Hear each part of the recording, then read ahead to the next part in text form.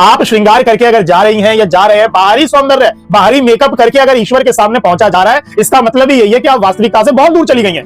और दूसरी चीज यह है कि अगर मेकअप करने की, श्रृंगार करने की जरूरत पड़ रही है, तो इसका मतलब यह है कि आप अपने आप को कुरूप मान चुकी हैं। यहां पर समझने की बात यह है कि बाहरी सौंदर्य दिखा करके आप कभी ईश्वर को अपनी ओर आकर्षित नहीं कर सकते हैं, जबकि श्रृंगार का महत्व भक्ति में शून्य है।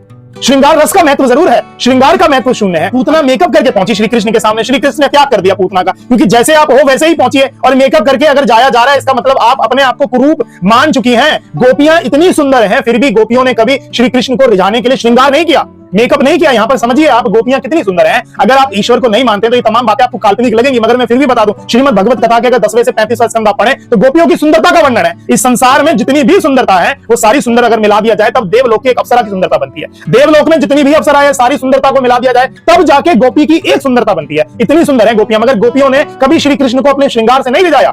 जैसे ही श्री कृष्ण की बांसुरी बजती थी, गोपियां जो कर रही होती थी वैसे ही भागा करती थी। तो कहने का मतलब यह है कि जैसे आप भीतर से हो, वैसे ही दिखिए ईश्वर के सामने। ईश्वर को आपका मन चाहिए, ना कि धन चाहिए। और धन दिखाकर ईश्वर को आप क्या प्रसन्न कर रहे हो? ये सब ईश्वर का ही दिया हुआ है। हम धार्मिक स्थानों पर लग्जरी गाड़ी से जाते हैं, महंगे जेवरात पहन के जाते हैं, महंगे कपड़े पहन के जाएंगे, मानो लोगों को दिखा रहे हैं कि हम ईश्वर को प्रसन्न करने आए हैं। और एक्चुअल में ईश्वर को आपका मन चाहिए, और मन इतना मैला अगर वैसा दिखा देंगे तो ईश्वर हमें भगाई देंगे। मां शबरी सुंदर थी क्या? केवट सुंदर थे क्या? फिर भी श्री राम को मां शबरी और केवट के पास जाना पड़ा।